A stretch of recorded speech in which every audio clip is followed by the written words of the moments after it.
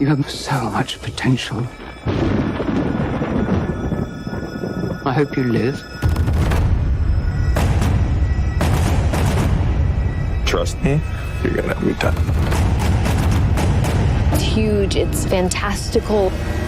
It's unlike anything else that's out there.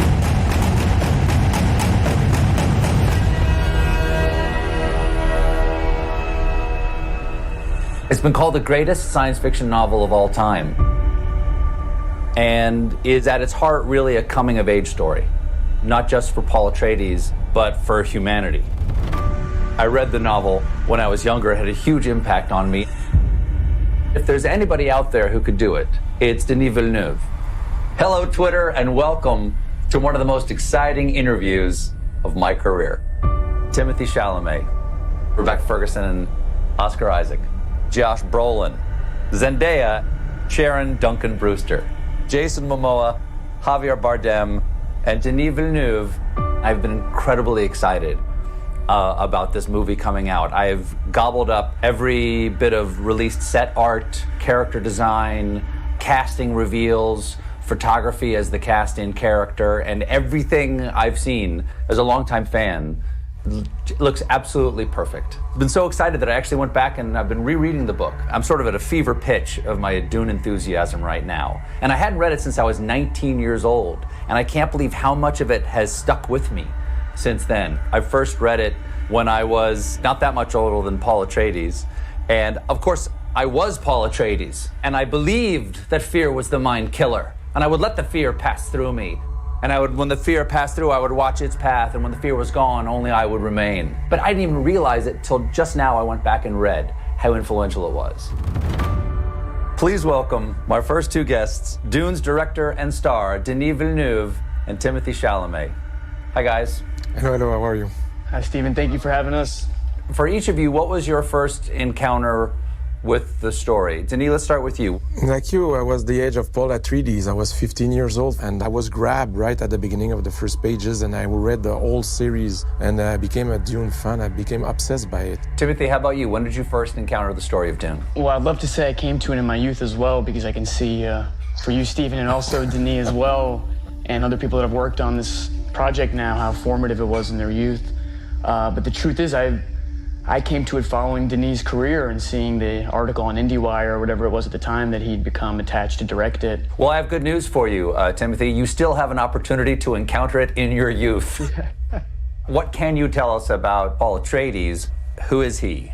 Paul Atreides is a young man who's facing extraordinary circumstance, an extraordinary struggle. He's trying to navigate it with integrity, with honor, with faith in the tradition of House Atreides and of Duke Leto, his father. Paul sees that there's the potential that he's on a path greater than he understood, that perhaps he's not simply a regular man.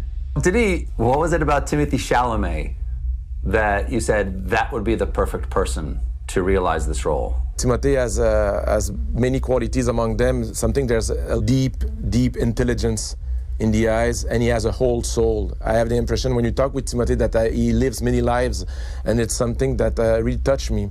And at the same time, he looks so young on camera. So that contrast of having someone that seems to have a lot of experience and in the same time being like in the middle of his teenage years is Paul Atreides. Timothée, one of Paul's incredible traits when I read from the book is his adaptability, his ability to listen and to perceive the essential moment. Is that anything like acting to you? Yeah, you feel the environment, and specifically for the role of Paul, and thank you to Denis. I don't know, the other actors could speak to it better than I could, especially Josh, who worked on Sicario with Denis, but I think I did 2 scenes on a green screen. I think it's literally 2 scenes I did on a green screen, and besides that, everything else was practical. Well, Denis, what do those real locations mean for you to be in those spaces where you can make discovery? For me, one condition I had to shoot the movie was that I wanted to shoot in the real desert. My argument was that they didn't shoot Jaws in a swimming pool. The title is Dune. We needed to be in the real environment, so we will be inspired by the infinity. When you're shooting in the desert in Jordan, the spirituality of the location, and I'll ruin it with my words, so I won't even try, but you're really in it. That's why at the very core it's a tragedy about a family going into a new environment. Denis, this is a sweeping story in so many ways, but one of the important things that you have to understand is the dynamics between House Atreides and House Harkonnen. I will say that my secret weapon for that was Stellan Skarsgård. After 5 seconds on screen, people will understand right away what is his position regarding the Atreides and what is the difference of moral values between the Atreides and the Harkonnens.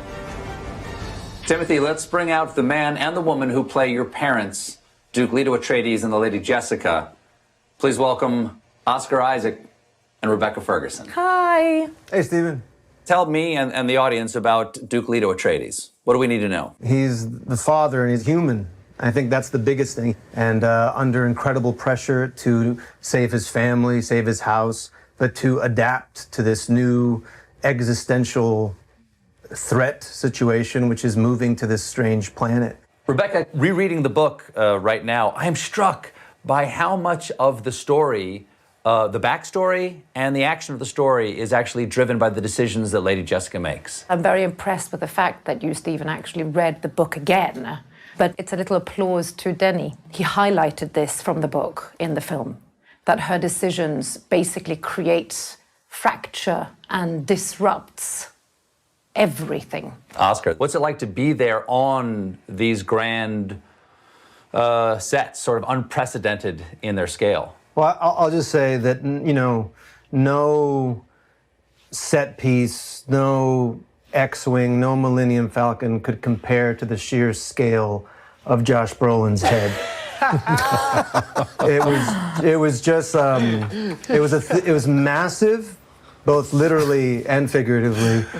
And just it really made me feel like I was in an alien planet. Those voices are familiar to all of you out there, so let's bring in some more of the Dune cast. Jason Momoa, Javier Bardem, and Josh Brolin. Duncan Idaho, Stilgar, and Gurney Halleck. Hello, gentlemen. And I use that term loosely. Hello. This is for all of you. How do each of your characters fit into the world of Arrakis and House Atreides? Let's start with you, Jason. Who are you? I'm Duncan Idaho. I'm basically the greatest fighter in the world, galaxy for that matter.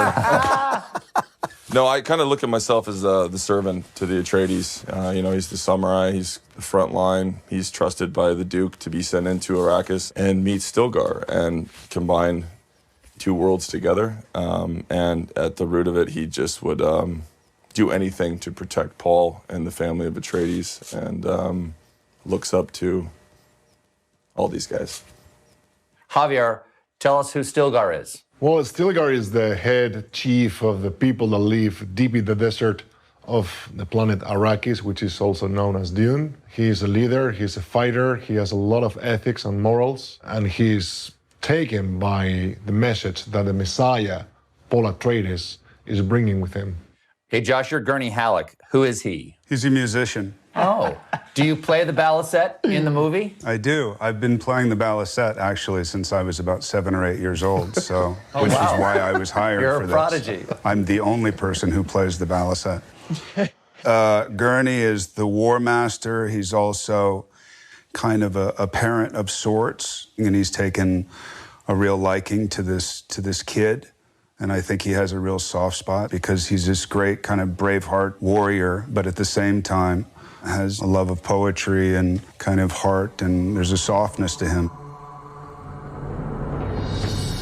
We have a fan question. Do any of the 3 of you tough guys think you could survive on Arrakis? No way, not me. But those still suits, as they call it, which are the suits that they are wearing, the Fremen, in order to survive in the extreme situation of the desert. They were built amazingly well because once you wear them, you were free to move, and there was kind of a cool, fresh air breeze inside the suit. I didn't get that model of suit. I missed out on that suit too. That was definitely, Come on. Mine would hold a bowl of me like soup. I've never run this much in my life, and then he had me run across the desert, and I was like, I'm not going to give up. I'm not going to give up. But inside, I was crying like a little baby. We have a fan question here for Jason. Who do you think would win in a fight, Duncan Idaho or Khal Drogo? Duncan Idaho.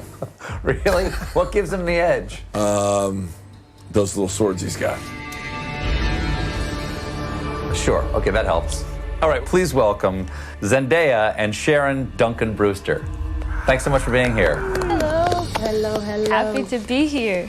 Sharon, your character, Liette Kynes, is a man in the novel. Tell me about the conversations you and Denis had about your taking this role. Well, I think first and foremost, as far as Denis was concerned, it was all about concentrating on the essence of this person. He's an integral role. He connects all the dots. He connects the Harkonnens, he connects House of Atreides, he connects the Fremen, planet Arrakis, the Sandworms. This is somebody who understands all these worlds and moves in between each and every one. So I don't think it matters that Kynes in the book is a man. What's important is what Kynes stands for. Zendaya, I have a fan question for you. What most excited you about playing Chani? She's tough, right? She's a warrior. That she's native to this planet. This is all she knows. And so this kind of other kid coming in, she's not really feeling it, but she sees something in him that is obviously an indicator of what is to come. For you, and this question also for Timothy, these are about young people coming into their own in a world where they face impossible odds, and the world itself is in many ways broken. Anything you can relate to there as a young person growing up in our world right now? Just a little bit. I do think there's a possibility of someone seeing this movie with the coming of age that Chani and Paul are stepping into, both in a huge obligation or birthright, but also what all 15, 16, 17, 18-year-olds go through, which is just that growing up is hard. There is a metaphor and I think a lesson in this movie for everyone. To any cast members here, this is a jump ball here. What life lessons do you take away from Dune? I think for me, this entire cast and the way that it was shot, it was quite an intense shoot, taught me an incredible amount about myself. And the desert, it's so big. It's basically Mother Nature engulfing you and going, you mean nothing. It takes away the ego. This was a special project in reminding us of the things that get in the way of connecting and communal bliss. This film set the bar and how I want to have my career go. Working with Denis and this level of actors, I learned so much every day, and I laughed constantly. I felt beautiful in this film. So, Denis, I love you, buddy. We've been living in our own dystopian future. Why do you think this is the moment for Dune?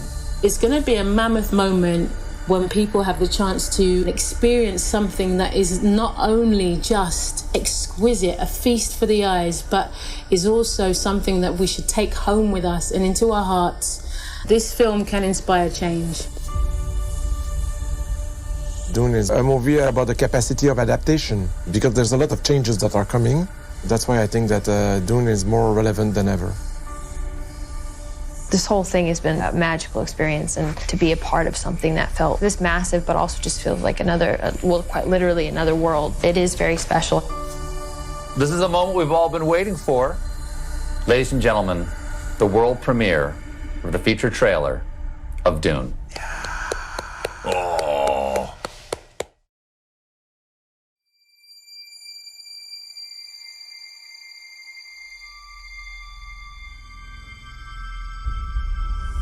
There's something happening to me.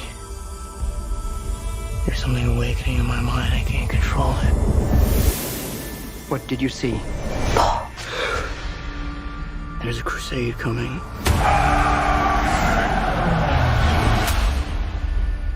Do you often dream things that happen just as you dreamed them? Yes.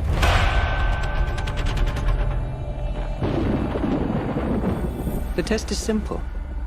Remove your hand from the box, and you die. What's in the box? Pain.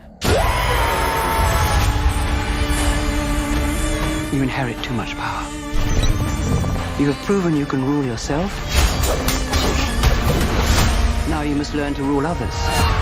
Something none of your ancestors learned.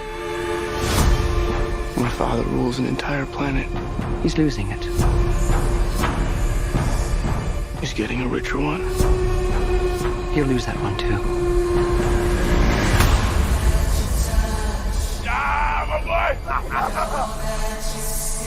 Arrakis is a death trap. Kill them. This is an extermination. They're picking my family off one by one. Let's fight like demons. An animal caught in a trap will gnaw off its own leg to escape. What will you do? I know you.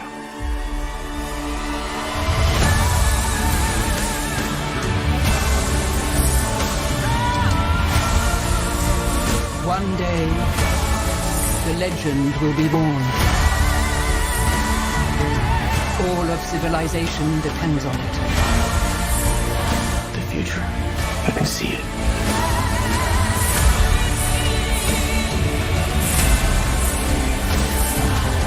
I must not fear.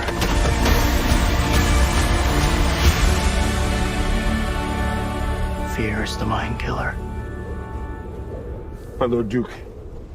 Where the fear is gone, only I will remain. Go, go, go!